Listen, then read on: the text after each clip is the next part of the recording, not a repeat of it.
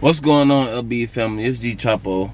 And before you finish watching the rest of this video, I'm gonna ask you to comment, like, and subscribe if you rock with the LB family. And I appreciate everyone who clicked on this video. I appreciate everyone who hit the notification bell and who clicked the subscribe button. It's all love. I want to start off with saying RIP to all the people who lost their lives these past few years. You know, us as a people, we've been through a whole lot. You know what I'm saying? COVID, police brutality. You know, on top of that, us killing each other, you feel me? Like, we really need to get it together. Like, enough is enough, you know what I'm saying? My message for the summer is, you know, make sure y'all spread positivity and stop the negativity. All the negative energy, you know what I'm saying? Like, everything will go so much more smooth. It's gonna be a real cold summer, especially for Chicago. So my advice to y'all is to stay out the way and focus on what you need to be focused on and get to your goals. And don't let nobody tell you can't do it, because anything is possible as long as you put your mind to it. So as you guys can tell from the title, today I'm doing my brain surgery story time. And maybe this story will help somebody out, or, you know, touch someone and be able to change the way they move, or be able to change their mindset. So if you know me, then you know I done lived the best of both worlds, you know what I'm saying? I done been through the struggle. I really had to hustle and grind for everything we got now. And there's also been times where we were living a middle class life, like, and we had a good house and we were living good, you know what I'm saying? But my mom, she always tried her best and she always put in that work so we would be straight. But me coming up as a black man in a single parent household, I had to figure out a lot of stuff for myself. I started venturing off into other things. I started getting a lot of demonic energy. And the people I was hanging around, the crowd I was hanging around, they were also negative. And so I started smoking at a very young age. As I got older, I just kept, you know, gaining more addictions. And, you know, addictions is hard to break away from. And, you know, when I was around 18, I started popping. I started smoking a lot of weed and hanging with the wrong crowd, hanging with people that don't want to do better and don't want to succeed in life, you know what I'm saying? Like, they focused on the wrong things. Their priorities is messed up. And you are who you hang around. You gotta watch your circle before they hurt you. And I'm gonna tell y'all the whole story from beginning to middle to end. So watch the whole video. So as time went on, my addictions just got worse and worse. And at a point in time, I was putting this stuff over God, because every day I'm waking up trying to get some weed. And when you put stuff over God, He's going to punish you. I was steady putting stuff over God. I'm having sex with different women. I'm fornicating, and I'm smoking all this weed, and I'm popping all these pills, and I'm just getting further away from God. I'm not thinking about God. I'm not praying. You know what I'm saying? And that's what the devil wants you to do. So my ex, she put me on to X pills, and I was abusing the X pills. I was using that to get over depression, to try to make my problems go away. I was trying to escape. That's not the way you get away from your problems. You gotta face them head on, sober, with a sober mind, with a strong mind. You know what I'm saying? And I was just doing too much. I was moving too fast. And when you moving too fast, God gonna try to give you signals and hints to try to tell you to slow down. Like, he gonna sit you down. When I got out of jail, I went to jail for something that I actually didn't do, but I felt like that was a message from God telling me to slow down. Like, really. So but that's another story time. So when I got out of jail, I automatically went to doing things that I was doing when I was out before I went in. I automatically got to hanging around the same crowd, popping again, smoking. And a lot of stuff happened to me from doing certain things. Months before my brain surgery, when we moved from Tanglewood to LJ, I was moving all my stuff in, and you know, a couple weeks after we moved in, I was starting to get headaches, and I was starting to get very aching pains in my head. Like, it hurt so bad, like it was excruciating. Before that, I was starting to get sounds in my ear. Like, it was sounds like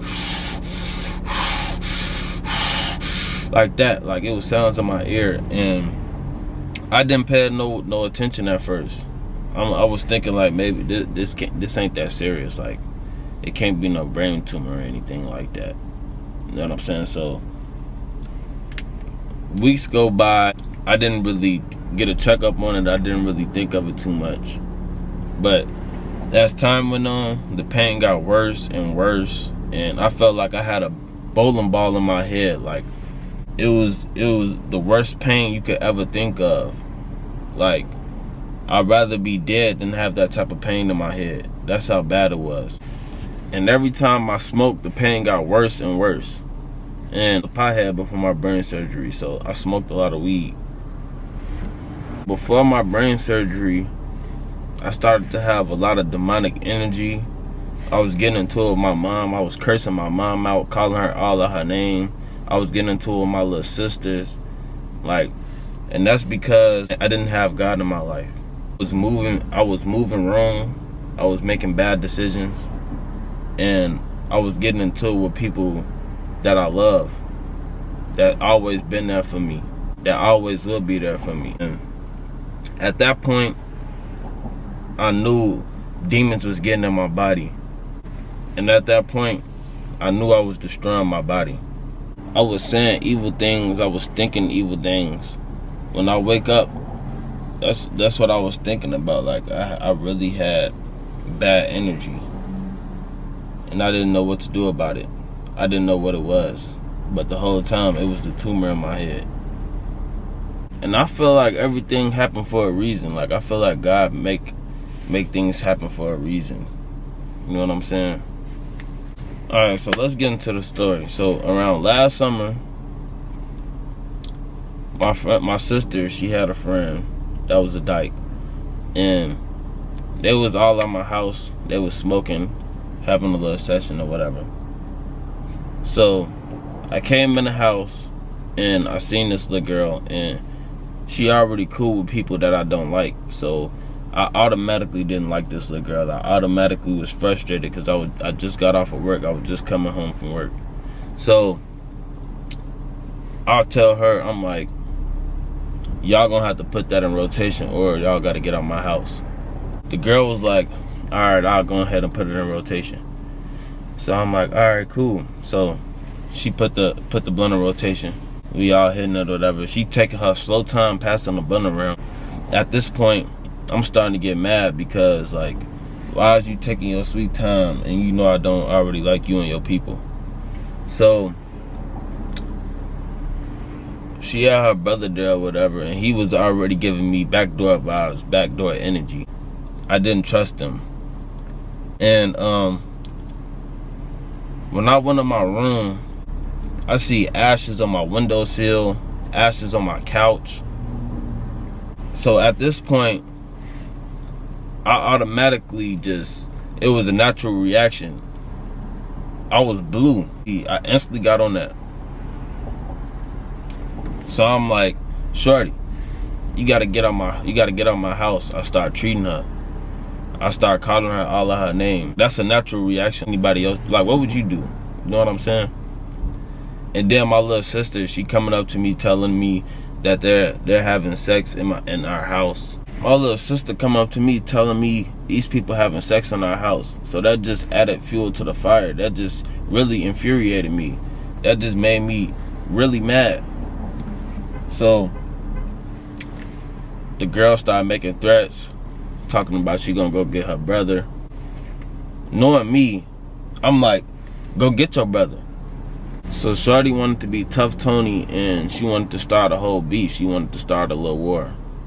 And I feel like the whole situation could have been avoided. It could have been de-escalated. But you know, us black people, we gotta be ignorant. It ain't no guidance. Especially for our young black people. A lot of people are lost nowadays. So a lot of people wake up unhappy. because they don't have God in their life. You know, we always got to treat our own kind the worst. You know what I'm saying? So mind you, these people live right up the street from me. So, like, every time I go to the gas station, I see these people. So we done had about like 4 or 5 altercations. The first altercation, I'm walking from the chicken shack with my mama. We coming up the street. I see dude. He coming up the street on a bike. He said something to me. So I'm like, I didn't hear him. I had my headphones in. So my mom, she like, what did you say to my son? What did you say to my son? I'm like, no, Mom, don't even say nothing to him. Let me talk to him. Let me see what he talking about. So he like, you know, he like, you know me, you know what you did to my sister. You was disrespecting my sister. I'm like, your sister was disrespecting my house. She was ashing on my bed, on my windowsill, having sex in my house. That's disrespectful. He go across the street. He waited till his brothers and sisters and all of them came to the corner. Then he started jumping, getting tough and acting all bad and acting like he wanted to fight me.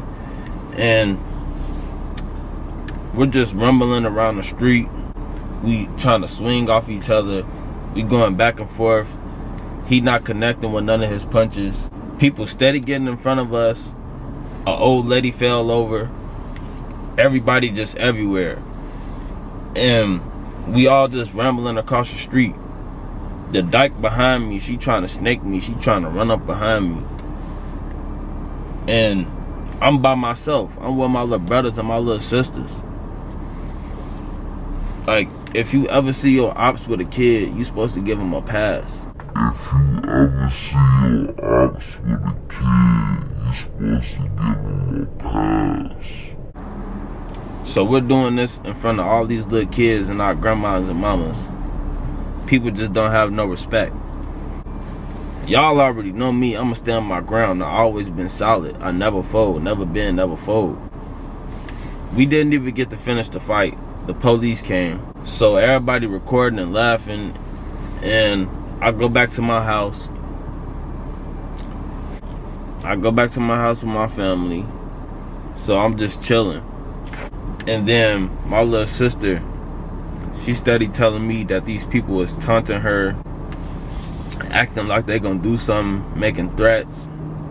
So you know me, I'm a protector. I'ma always protect my family. It's always been like that, and it's always gonna be like that. A lot of people nowadays, they have imaginary ops. People will hate you for the smallest thing. People that get jealous of the smallest thing. People that get jealous how you move, how you talk, the energy you carry. When people see that you have a light in you, they will try to dim your light. They will try to cut your light off. Everywhere I go, that happens. But I'm just gonna look at it as God testing me. God is sending people towards me so I can learn from them. And the devil is trying to get to me through other people. He trying to steal my happiness, steal my joy. But as me and dude fighting, I'm trying to de-escalate the situation. I'm trying to tell all they people what happened so they can understand my side of the story. But people are too ignorant and they don't want to hear nothing. They just want to get into it. So I just let it be what it was. I'm coming around the street. I'm coming around the corner to the Shell gas station. I see Shorty right there. She walking. She with a few other people.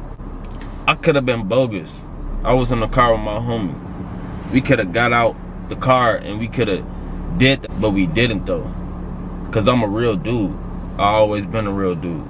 We had another girl in the car. She like, you want me to get out the car right now and go fight her? I'm like, you sure you want to do that? She like, yeah, I'll get out the car and go fight her. I'm like, okay, cool. So we pull around the corner. My homie girl get out the car.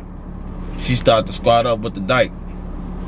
And the dyke was squatting up like a man at first. And the girl, she was squatting up bogus. So at this point, I'm like, oh man, it's all bad. Shorty finna take a L. She about to lose. So the girl swing, she missed, and then the dyke hit her up a couple times.